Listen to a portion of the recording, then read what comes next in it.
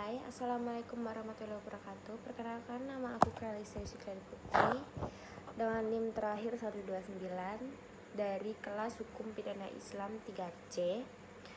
Di sini aku akan mempresentasikan tugas fikih munaqahat aku dengan judul Hukum Perkawinan atau Pernikahan. Mulai saja, yang pertama pengertian pernikahan atau perkawinan. Nikah secara bahasa berarti menghimpun atau mengumpulkan, sedangkan secara istilah, nikah adalah akad yang menghalalkan hubungan antara laki-laki dan perempuan untuk saling memenuhi kebutuhan dan membangun keluarga yang sakinah mawaddah warohmah.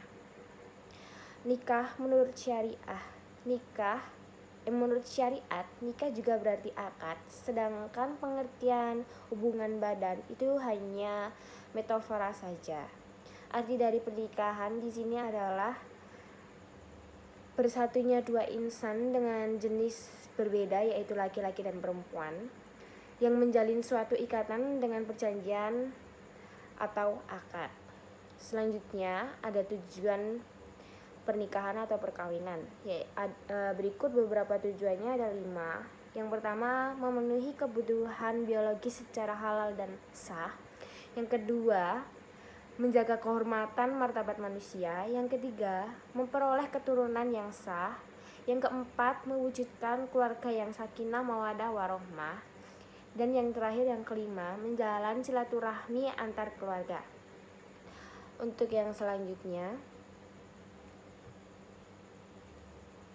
hukum menikah. Hukum menikah dalam pernikahan berlaku hukum taklifi yang ada 5, yaitu yang pertama, wajib bagi orang yang sudah mampu nikah sedangkan nafsu telah mendesak untuk melakukan persetubuhan yang dikhawatirkan dan akan terjerumus dalam praktek perzinahan.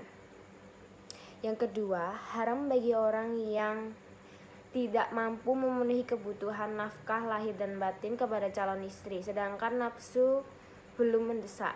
Yang ketiga, sunnah bagi orang yang nafsunya telah mendesak dan mempunyai kemampuan untuk nikah, tetapi ia masih dapat menahan diri dari berbuat haram.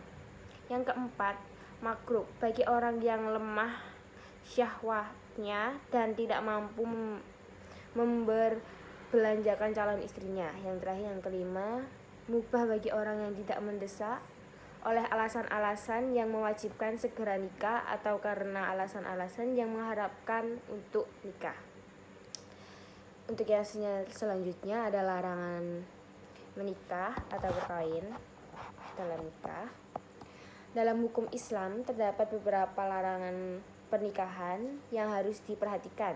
Yang pertama, nikah syikhar adalah pernikahan di masa seorang pria memberi wanita yang akan dinikahinya sebagai pengganti atau imbalan.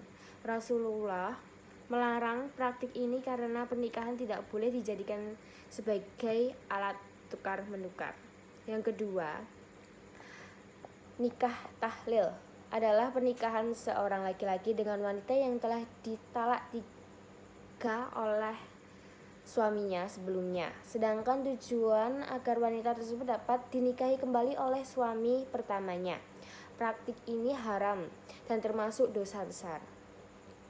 Rasulullah melaknat perlakuan nikah tahlil. Yang ketiga, nikah mut'ah adalah pernikahan sementara atau kontrak di mana seorang laki-laki menikahi seorang wanita dalam jangka waktu tertentu. Para ulama sepakat bahwa nikah mut'ah hukumnya haram dan tidak sah. Rasulullah pernah membolehkannya, namun kemudian melarangnya. Yang terakhir, yang keempat, nikah dalam masa iddah. Masa iddah adalah masa tunggu bagi seorang wanita setelah perceraian atau kematian suami. Sebelum ia dapat menikah kembali, Al-Quran melarang melakukan akad nikah selama masa iddah tersebut.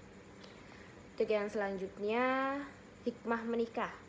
Hikmah pernikahan dalam Islam yaitu yang pertama, menjaga kesinambungan generasi manusia.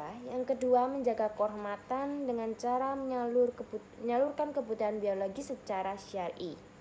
Yang ketiga, kerjasama suami istri dalam mendidik dan merawat anak. Yang terakhir, yang keempat, mengatur rumah tangga dalam kerjasama yang produktif dengan memperhatikan hak dan kewajiban. Untuk yang selanjutnya dari materi ini yang terakhir adalah larangan mengebiri. Larangan mengebiri terdapat beberapa poin penting terkait larangan mengenai dalam hukum Islam. Yang pertama, mayoritas ulama Islam mengharamkan praktik mengebiri atau kebiri bagi manusia. Hal ini didasarkan pada hadis Nabi Muhammad SAW yang melarang para sahabat untuk melakukan pengebirian.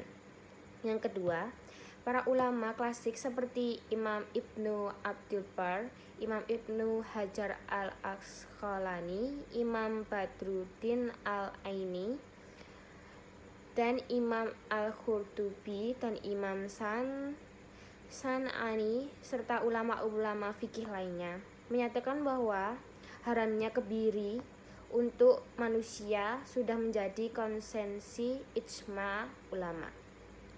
Yang ketiga, ulama kontemporer seperti Majelis Tarjih dan Tajdid PP Muhammadiyah, Asosiasi Pondok Pesantren Jawa Timur, Hizbul Tahrir dan lainnya juga berpendapat bahwa kebiri bertentangan dengan hukum Islam karena mengubah fisik manusia dan melanggar hak asasi manusia. Yang keempat, hukuman bagi kejahatan seksual seperti pedofil dalam hukum Islam adalah hukuman zina atau cambuk 100 kali atau rajam, atau hukuman liwat atau homoseksual hukuman mati. Hukuman kebiri tidak dikenal dalam literasi hukum Islam. Yang terakhir, yang kelima, yaitu kebiri kimia menyebabkan perubahan hormon dari ciri-ciri fisik laki-laki menyerupai perempuan juga dianggap haram karena Nabi Muhammad SAW melarang laki-laki menyerupai perempuan atau sebaliknya. Sekian dari materi yang dapat saya sampaikan. Maaf jika ada salah kata atau kekurangan dalam materi yang saya sampaikan. Apabila ada yang kurang juga boleh komen di bawah. Sekian dari saya. Wassalamualaikum warahmatullahi wabarakatuh.